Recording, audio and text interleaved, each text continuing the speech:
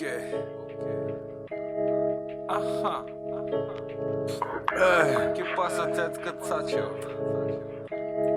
Ага. Материала е същия, не съм сменил доставчика. Способен да направиш щастлив дори бати нещастника. Но всичко е илюзия, за момент убиеш мислите. Умът ти е бонище, викни някоя кучка да почистите. Лошото е, че в този филм актьорите взеха ролите на актрисите.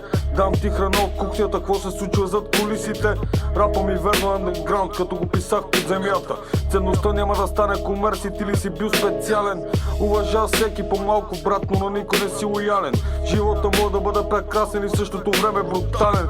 Цял живот в кълта до кръста, как да не съм кален.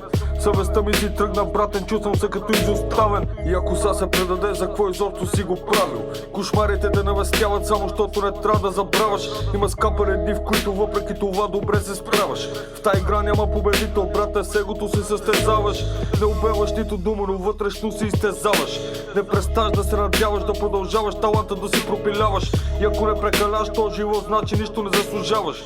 Седи си кротък на газа и ще видиш как отново нямаш. Трябва да извлечеш позитивното от цялата паплач. Вече от доста години държавата ни върви само на капли. Управлявани от калпави политици, докато хората стават на факли.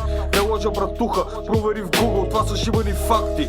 Мизерията целува прекалено силно, може да размества чакри. Живота ни прави съмнителни, съмняваме се дори в себе си. И тук не ми остана дума, с която да римувам освен белези или пенеси. Второто ти го дам на теб да си радиш в къщи тетриси. Чувал съм, че живота е скучен, когато нямаш тести си. Леком депресията с преса, няма къде да ми избега.